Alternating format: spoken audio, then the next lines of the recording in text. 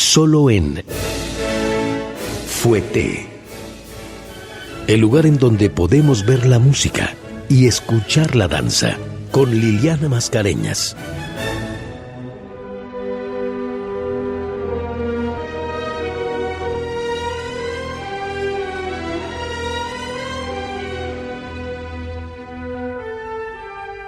Hola, ¿qué tal? Muy buenas noches, ¿cómo están? Soy Liliana Mascareñas, les doy la bienvenida como cada viernes a Fuete, este espacio de Opus 94 que nos permite ver la música y escuchar la danza. Hoy les voy a presentar la primera parte de una Cenicienta muy especial. Es una versión que solo el magnífico Rudolf Nureyev podía permitirse hacer. Y es que él decidió pues darle un giro a esta historia de Cenicienta, tal vez en cierta forma pues, reflejando algunos de sus anhelos o incluso de su propia vida. Esta versión la hizo Rudolf Nureyev para el Ballet de la Ópera de París y se estrenó en octubre de 1986. Y por supuesto pues que él tenía como referencia la partitura de Sergei Prokofiev de 1945. Pero cuando estaba preparando esta idea, el diseñador de escena Petrica Ionesco le sugirió que le dieran este giro, ¿no? Este guiño distinto a la historia. Y le propuso situar esta Cenicienta, imagínense, en el Hollywood de los años 30 y 40 del siglo pasado. De esta manera, Nureyev convirtió al príncipe en el actor vedette, o el actor estrella, que se enamora de la talentosa Cenicienta. El hada madrina pasó a ser un productor que Nureyev describía como un personaje entre Pigmalión y Sergei Diaghilev, el creador de los ballets rusos, pero también le quiso dar un toque de este cómico de esa época, Groucho Marx. El productor descubre a Cenicienta y esta se transforma en una estrella de cine. De esta manera, pues tenemos como la historia de nace una estrella, en definitiva aquí plasmada en el ballet. El sueño de Cenicienta se hace realidad, pero el carácter original de la clave del cuento que tantos recorridos ha conocido se mantiene intacto y mejor aún aderezado de esa forma con el componente todavía actual pues, del cuento de hadas que instaló a Hollywood en el imaginario.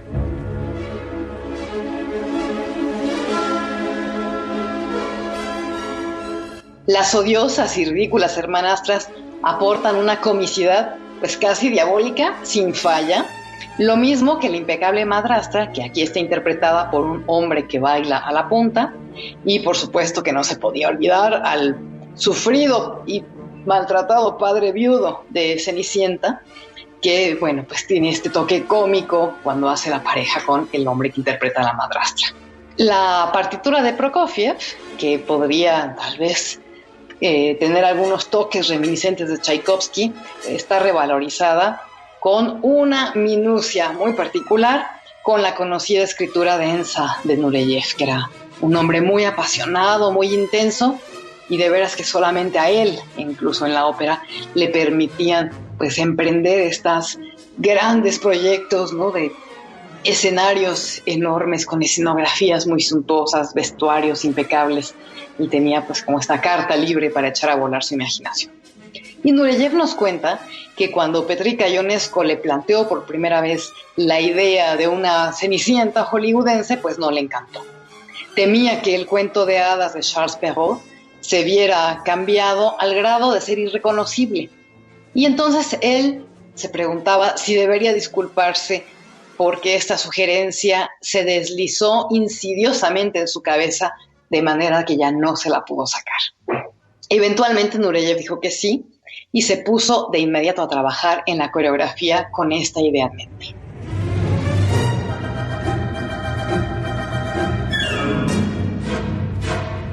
La época es los años 30 y 40 y este era un momento en la vida de Sergei Prokofiev en el que ya de vuelta a su país, que era entonces todavía la Unión Soviética, estaba experimentando una especie de nostalgia secreta por Occidente.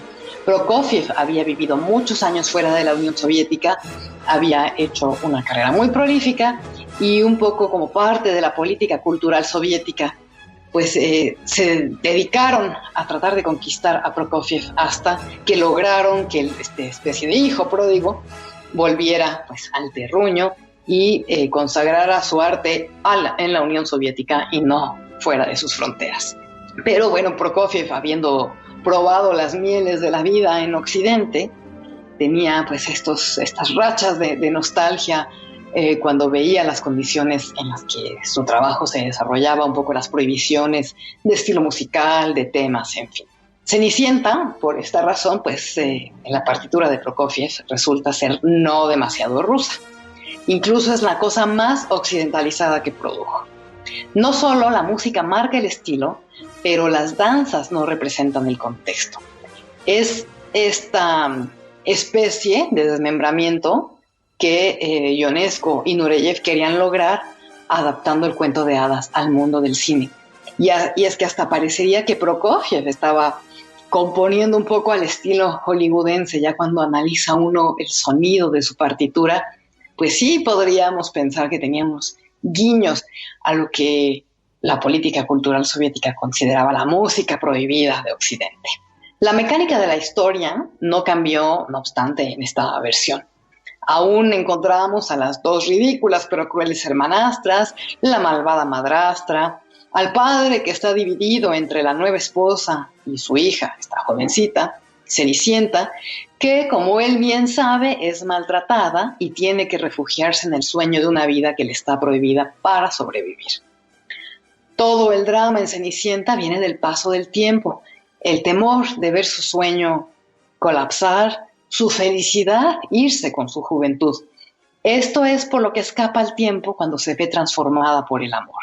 En lo que a Nureyev respecta, según decía él, se imaginaba que la vida eterna era un lujo supremo. Y bueno, él de cierta manera con su obra consiguió tal vez llegar a este lujo supremo, ¿no? Dejando pues el gran legado en el repertorio y también pues pudiendo admirar, incluso todavía en video, pues esta cualidad magnífica que tenía como bailarín. El ballet de Cenicienta entonces se convierte aquí en un sueño cinemático, un sueño de un vestido blanco, ligeramente tocado de rosa para rendir tributo a la inocencia y un toque de brillo porque Cenicienta es un personaje del mundo de hoy, eso decía Nureyev. Ella solo sueña con una cosa, convertirse en estrella.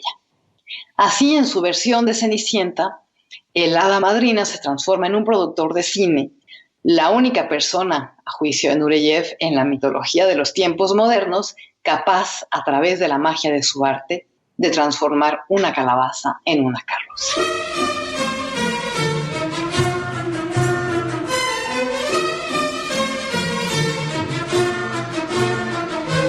Si vemos atrás en la historia de la danza, el personaje de Cenicienta no parece haber cautivado la atención de los coreógrafos muy a menudo en los años que precedieron a la composición de Sergei Prokofiev de 1945. Marius Petipa, junto con Enrico Cecchetti y Lev Ivanov, ya habían creado una Cenicienta en San Petersburgo. Esto fue en 1893 y fue precisamente en este ballet en el que debutaba la italiana Pierina Legnani en los escenarios imperiales de San Petersburgo, y es incluso en este ballet de Cenicienta de Petipa, Cecchetti e Ivanov que Legnani introdujo la famosa serie de 32 fouettes que habría de conquistar al público y después se convertiría pues ya casi en una regla de excelencia para las bailarinas, que luego se incorporó al Lago de los Cisnes y se ha incorporado a todo el repertorio imperial. También se puede encontrar una versión de Cenicienta en Berlín de 1901 que se bailó sobre una composición de Johann Strauss hijo. Y Mikhail Fokine también hizo su versión en Londres en 1938, presentada por el ballet ruso El Coronel de Basil. Pero fue con la música de Prokofiev que Cenicienta, así como la Odette Odile del Lago de los Cisnes de Tchaikovsky o la Aurora de Bella Durmiente también de Tchaikovsky, se convirtió en una de las figuras más importantes de la herencia del ballet, al punto de que los coreógrafos de ahora interpretan el cuento de hadas a su manera, releyendo la fábula bajo una nueva luz.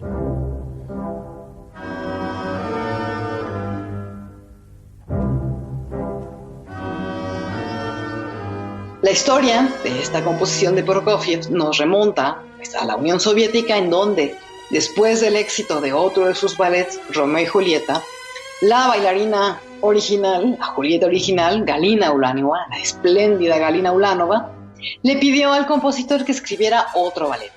Así, pues, Prokofiev decide empezar a componer su Cenicienta. Interrumpido en más de una ocasión debido a la guerra, el sitio de Leningrado, bueno, todo este conflicto bélico, la terrible situación por la que pasaron los habitantes de la Unión Soviética durante la Segunda Guerra Mundial, pues entre tropezones y tropezones, finalmente la partitura quedó lista en 1944. Explicaba Sergei Prokofiev que la música tiene 3 temas básicos, lo que llamamos leitmotiv, que caracterizan a Cenicienta. La primera la describe como una joven molestada y maltratada. La segunda, como esta chica casta, pura y pensativa. Y el tercer leitmotiv es un tema de amplio rango, como enamorada y radiante de felicidad. Él explicaba que había tratado de pintar a los diferentes personajes. Cenicienta como amable y soñadora, el padre como temeroso, la madrastra una mujer irascible, y las hermanas egoístas, y por supuesto, el joven príncipe, pues un hombre lleno de pasión. De tal manera que con estos distintos colores, los espectadores pudieran compartir sus penas y alegrías.